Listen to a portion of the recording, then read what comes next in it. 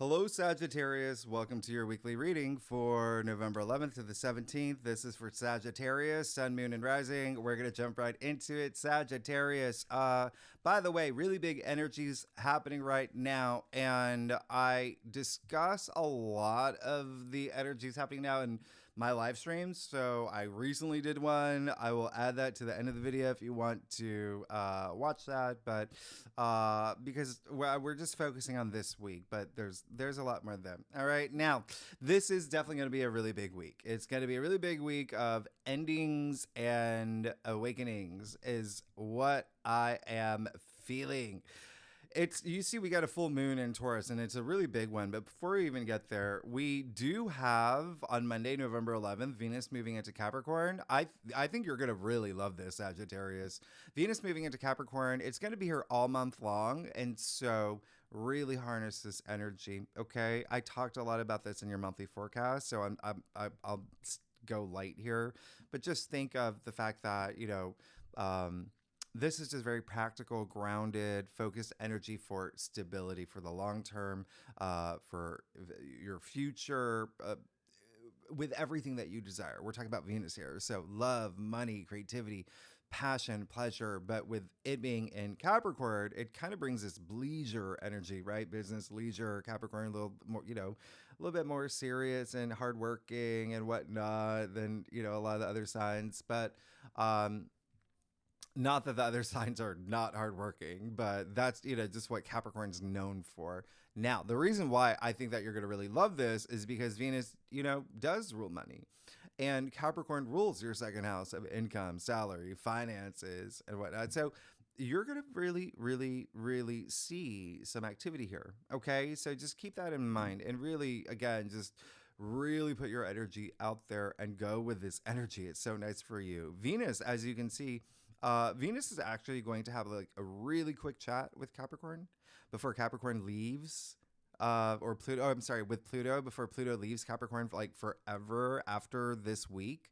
And so what that means is that, remember, this is it. This is the last week with Pluto in Capricorn. And so Pluto brings that intensity, and it brings, also this great passion and transformation. So it could be a really transformative time for you, especially with the things that you desire and things that have to do with, what your heart desires and bringing stability to it. All right. Now, the other thing is Tuesday, November 12th, you got Mercury squaring Saturn.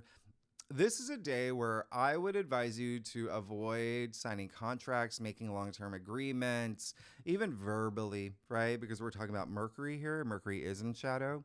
So if there is these two planets are just not seeing eye to eye. So if there's anything that you need to have like a really big conversation about things that are long-term or whatnot, you see Saturn's going into direct in just a few days. So I would just wait until then. Okay. Because even if you do have conversations on this day, on Tuesday, you may feel like the other person that you're talking to, it's just like talking to a brick wall. All right. So just keep that in mind. Bear that in mind. Now, the other thing is that we will have that aspect again in December. So just see what happens around this day, just to be, a little bit more prepared for the one in December as well. All right. Now, Friday, this is the big day, November 15th, when we've got the full moon in Taurus. This is big. Okay. This is really big. It's exactly 24 degrees. I feel like you'll be able to navigate this really nicely, because 24 degrees is it's mutable energy. You are a mutable sign. It's, adapting to change, even having like a willingness to adapt to change, or that flexibility there. 24 degrees is also very intuitive energy. So really trust your intuition. The moon is intuition. So you're going to feel it strongly here. The other thing about this full moon is that it's really strong 6 energy in terms of numerology, right? 24 degrees, 2 plus 4 equals 6. It's happening on the 15th, 1 plus 5 equals 6. So 6 is beautiful. It's harmonizing, it's empathy, it's kindness, it's nurturing, it's everything that the moon represents. And the moon is actually exalted in Taurus. So what's really interesting about this, with this really strong 6 energy, is that 6 just happens to be associated with the planet Venus, and Venus is the ruling planet for Taurus. So there are going to be these elements coming up of like beauty and harmony and love and abundance and feeling sensuality as part of this, right? Think about Taurus. Taurus is so grounded, that earth sign, but it's your physical world as well. Spend time in nature. But this is a time to just kind of like appreciate those things that are within your world, finding the beauty in things within your world, within your orbit, within your physical world. So just keep that in mind. And security could be a big theme for you around this full moon, things that you value, the value that you bring to things. They're going to be coming up because you do have Venus in Capricorn, okay, in your second house. Like I said earlier, that's self-worth and self-value and things that you value as well. So just keep that in mind. Full moon, really strong. It's in your sixth house. So sixth house, this is everyday activities, all right? So everyday activities, it's work, it's health, wellness, fitness, lifestyle. It's that's it. Okay, your routines. So this is why I think is going to be a big week for you, Sagittarius, because this full moon, one of the reasons why it's really strong, and you're going to feel it a few days before, maybe a few days after, is because it's conjuncting Uranus. And that's really powerful. It's like just a degree apart. It's really strong. And so Uranus is very radical energy, and it brings surprises, the unexpected. So yes, with full moons, there's always those shifts, those endings, those culminations, those turning points. With this full moon, yes, there are going to be some surprises that come about with things I mentioned earlier that have to do with your routines, health, wellness, fitness. So keep an eye on just what's going on around this full moon. Okay. Now, the other thing is, because it's in Taurus, this is a great time to, really, do some breath work if you want to do some breath work, but it really is an energy of release, as the full moons do, right? Releasing energies that don't work for yourself or work for you anymore. All right. And like I've been saying in actually most of my live streams, we are entering this era of this great awakening, okay? The age of wisdom. Uranus is the great awakener. So something may be illuminated for you this time, or something within you to have the breakthrough that you need. So Uranus is breakthroughs, by the way. So this could be, maybe a wake-up call. You may be waking up to something that you realize, okay, I just need this to end. Maybe it could be a big reset for you. But remember, it is Venus ruled. There's a lot of other great things that are happening with this full moon. That's why I said in your monthly forecast, it's a little mixed. So I don't want any of y'all to think that like everything's going to change. Remember, it can just be like a turning point. It could be just something where you're just, you have this moment like, okay, all month long, I've been eating a lot of Cheetos. Maybe this is the time where I realize, okay, maybe I won't have that many, right? Like whatever resonates with you. But again, work may be a big thing, and it may not even have to do with you. It could even just be like suddenly your boss decides to leave. All right. So that just kind of changes the dynamic of the office. So again, just expect like maybe there may be some surprises around this full moon. All right. Now, the other thing is the full moon will be, widely trining Pluto. So there, again, maybe something here that brings that sense of empowerment here as well, where you'll feel that shift. There just may be some changes, especially with Pluto being in its final stages in Capricorn. Again, something with self-worth, self-value, confidence. There could be something with finances as well. Taurus is a big finance house, and you got Pluto and Venus in your second house, and Taurus is the native ruler in the second house. So do you see the overlap here, Sagittarius, for y'all with this full moon with Venus and Pluto and Capricorn? That's why I'm harping on this a little bit more for y'all than, other signs. Okay. Now, the same day Saturn's going direct, that's really strong. That makes this day a little bit stronger. Saturn going direct, again, I talk about this a lot in your monthly forecast. Just remember that you're just going to feel a lot more forward momentum now. Maybe less restrictions, less delays. Saturn is in Pisces in your fourth house, so this is home.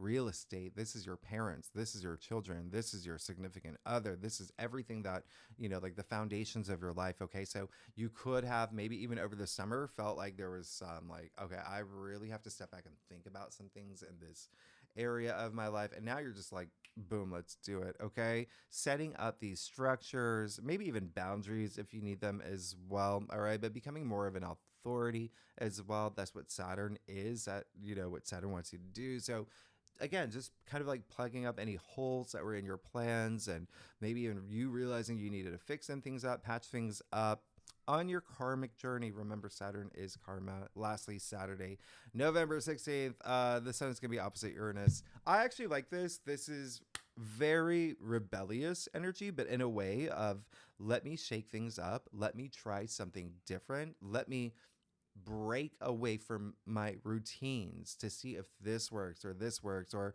I feel compelled to do something different with Uranus. All about breakthroughs. Remember that. Uranus is also like the, planet of just innovation, right? And thinking different, kind of like those old Apple commercials as well. So this is letting you express yourself, right? With the sun opposite Uranus, you're just going to feel compelled. So work with those energies. And then lastly, you see that we do have Mars is in Leo still. That's really great. You're going to feel that drive there. I talk about that in your last week's reading, what that means for you, Mercury being in your sign. As you know, that's going to be there for 2 months, both in shadow, by the way. All right. So you might even, this week start seeing people from your past start resurfacing. Maybe they're showing up in your inbox or whatnot. But let's get started. Let's see what's going on for you, Sagittarius, for the week of November 11th to the 17th for Sagittarius, Sagittarius rising, and Sagittarius moon. All right. Okay, Sagittarius. So let's see what's going on for you. I do a traditional culture cross spread. It offers the best overview, especially for a weekly reading. And if we need to pull clarifiers, well, you know that we will. Secondly, Sagittarius, y'all are amazing. Thanks so much for being here. Your birthday season's coming up. That's a whole other thing. Wow, I bet you're excited. December is very different from November, by the way. Okay, so let's get to it. Oh, okay, yeah. Okay. Things are good. This is going to be an interesting week for you. I mean, obviously things are going to be like good. Things are going to be great, but you just got to get out of your head. Something may go a little bit sideways too, as you can see. Just keep that in mind. Remember, you always want to be in touch with your higher self, your higher mind, and work with these energies. I just let you know there may be some surprises, so you know in advance there may be some surprises and the unexpected this week, okay? So just keep that in mind, okay? You got the Tower. Listen, everyone, when the Tower comes up, they have a little bit of like, right? But the Tower, I always say it, never fear the Tower card. When you fear the Tower card, you're already building this low energy frequency for yourself. Secondly, the Tower doesn't happen to you, it happens for you. And there's a reason why. And there's a lot of things that are happening in the Tower card that are, directly linked to like the Tree of Life. There's just so much happening. Okay. So, but you got to see what's happening with your entire spread. And it does look like something may happen this week that you didn't see coming, right? Because the Tower is like this chaotic, unexpected, like what just happened, the lightning striking, Uranus lightning, right? So yeah, there may be something here that something happens and you're just like, whoa, what the heck? Okay. And it could have even changed the way that you see something too, right? Now, you've got the Tower with the Eight of Swords in the heart of your spread. And so that is indicating to me that something may happen, possibly unexpectedly. You didn't see it coming. There could be a turning point, a shift or whatnot, ending even. And it puts you in this place of fear. Now, I say it all the time, fear is fiction. Okay, that's just something that we create in our heads. It doesn't even exist, right? So the Eight of Swords, we call this the self-victim card. All right, so this is someone who has put on a blindfold, bound, surrounded herself by swords. Okay, she thinks she's, built this, sanctuary for herself. She's protecting herself, where the reality is it's a prison. Okay, prison of their thoughts, because it's swords. So up here, and she's refusing to face her truth, being honest with herself, accept circumstances that have happened. So, with that said, there may be something here where you may be going straight up here and creating scenarios, as in, like, okay, this has happened, and now I don't want to, I don't want to know what's happening, like, in the future. You can see, like, in your future, you're going to be absolutely fine. So, don't overanalyze things. Don't overthink things. There's likely something here that could have to do with partnerships, FYI. Okay. Now, and not only because you have the Two of Cups in your future, but because the Eight of Swords is a Gemini card, attributed Gemini. Remember, Gemini is your opposite sign. Partnerships and relationships is what that represents for you. Now, you do have the Page of Pentacles also in your challenge area. So there may be something here where there may be a shift that has to do with money. Remember, you've got Pluto in Capricorn leaving, okay? Leaving Capricorn and in your second house. So there may be some changes when it comes to finances. The other thing is there may be something here where there was something that you wanted to get off the ground, or something that you may have, and then there was something that changed around that. And it doesn't have to be with money or finances. Yes, it's the Page of Pentacles, but Pentacles are your physical reality as well. And so there could be something here that just didn't work out the way that you had expected. There's also a sense of being a little bit mindful of, throughout this entire week, of the things that you do want to get off the ground, the things that you do want to come to fruition, or just root up in your world, your physical world. He's got a lot of Taurus energy. He's double Earth, by the way. Page of Pentacles. Pages are earthbound as well as Pentacles. Okay. Now, you do have the Chariot and the King of Cups. Okay. You got the Chariot in your crown, King of Cups in the root of your spread, Chariot in your crown. That's great. That's great. It seems like you're seeking this very transformative experience this week. I feel like what's happening this week, there is a part of you that's just like, I can get through this. I got this courage. I, have this willpower, this strong willpower, balancing any dualities in my life, really working with that energy, just going toward my future, never looking, not looking back. Okay. So I love this energy here with a Chariot. You also have the King of Cups. This is very interesting here. King of Cups, really nice energy. This is someone who is very emotionally stable. This is someone who is got a lot of love to give, a lot of self-love as well, okay? This is someone who has that emotional depth, emotional maturity, emotional intelligence. I don't want you to hold emotions in this week, okay? Communicate the things that you have to communicate. You've got Mercury in your sign, okay? Now, you do have the Two of Cups in your future. So it looks like you're going to be fine. You're going to be good. If you are here for partnerships, relationships, even if you're not, this can be very platonic with a friend. If there was something where it was, because if you look across your cross, it even could be something happened unexpectedly and you're like, oh my goodness, went straight up here, okay? But then there's this, if you can pull out of that energy, you got the Chariot, the King of Cups, and then the Two of Cups in your future. This is healing, okay? You do see the Caduceus right there in between them, okay? So there is a sense of healing here as well. So it's almost like this like makeup energy as well. But either way, there's something here that's this sense of something new with that Two of Cups. In terms of a partnership, relationship, a friendship, maybe even a family member, but it is this willingness to be open with that person, to share experiences with that person, to even like this, this is total trust here. Okay. A lot of passion, like soulmate energy here, right?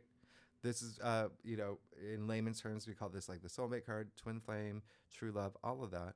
Okay. But again, it can be platonic or any other partnership capacity. I'm going to clarify something here for you. Yeah. You really, really need to not overthink things. And that tower moment may be something that someone does, okay, that has this impact on you. and it doesn't make you feel good. Yeah. Okay. So you see what happened here. You got the Eight of Cups. I'm sorry, the Eight of Swords, the Nine of Swords, and then the Three of Swords. So this is really telling. In the heart of your spread, there may be something that is ending, truly ending for you. Um, but some of y'all actually may want it. It may be hard for you, okay? Because with the Eight of Swords and the Nine of Swords, yeah, that's kind of like immobile. Like, I can't do anything but like think about this, and I can't get this out of my head. I'm over analyzing things. And again, it does seem like someone does something to you. It could even be you that does something, or as well, where it's maybe there's like a little bit of regret, or you're really hard on yourself. Okay. But either way, whatever this Tower moment is, it's shaking things up. Now you have the Three of Swords as well. And so we do call this a heartache card, the heartbreak card. But at the end of the day, you see that it is literally a sword suit. Okay. So up here, it's still up here. So there may be some experiences that you have this week that there may be something that changes for you, Sagittarius, in a really big way. In a really big way. But again, you've got that Two of Cups in your future. So it seems like this, like I said, the Tower moment happens for you. If you can handle that energy, you're going to be fine. But you've got all these swords. So again, processing things, thinking about things, with the fact that you've got Mercury and shadow in your sign. That's communication, that's thinking, that's logic, that's intellect. All right. So all these swords, there may be a lot going on in your head, a lot happening. Okay. But remember to move, just continue, work with that Chariot energy, the King of Cups energy. It just seems like there is this, but like I am going to move on. I am going to move on. And, you know, when you do, you've got something really great waiting for you. Let's get to your stuff. Let's see what's going there on there, Sagittarius. I'm very curious. Okay. Let's see what's happening. Okay. So yeah. Very likely, well, you're gonna be good if you allow yourself to be, right. If you can not overthink things, overanalyze things, you're gonna be fine. You got the Lovers, which is great. It does seem like, again, like I said, there may be something with partnerships, or maybe something with relationships. Now, I'm doubling down on that, okay? Because not only is the night, so the 8, 9, and 10, you know, of the sword suit, they're all Gemini cards. So you got these two Gemini cards. Like I said, Jupiter, your ruling planet, is in Gemini. That is your 7th house of partnerships and relationships. Then you get the Three of Swords attributed to Libra. Libra is all about partnerships and relationships. And now you got the Lovers, all about partnerships and relationships. But the Lovers is also a Gemini card. So yes. And the Two of Cups here too. Like, so, okay. So let's just, the Lovers. Yeah. It just seems like there may be something here that you're seeking, with love, true love, romance. But again, it can be in a business capacity, work capacity. It could be like a business partner. But there is this element of, it comes back to you and the choices that you make and the choices that you want for yourself and the direction that you want to move toward yourself. Now, you not only did you get the Two of Cups, where I said, you know, you have the Caduceus there, but you've got Archangel Raphael, who is the healer here, and you see the full abundance of the sun. So again, there really is something here where, just have that acceptance and move forward in a direction where, you know, like, okay, this has happened. Jimmy said that there was going to be some surprises. Maybe there was some surprises that happened, but don't overanalyze things. Okay. Because that's going to, again, like, it's going to make it harder for you to move forward on your path to enlightenment. Right now, you also have the 7 of Wands here in your external factors area. There may be someone here that is, you know, kind of just, just someone you're not seeing eye to eye with. Okay. So remember, when I say communicate and have those lines of communication open, like diplomatically. All right. And even if it's that other person that may be harder, they may be the ones that's hard to communicate with. Always be the best version of yourself, right? Always be the person leaving a conversation saying, well, I did my best. I did my best, right? So just keep that in mind, okay? And there may be something here where um, it's even like there may be something here with work if you are here for work. Now, you got the eight of Pentacles.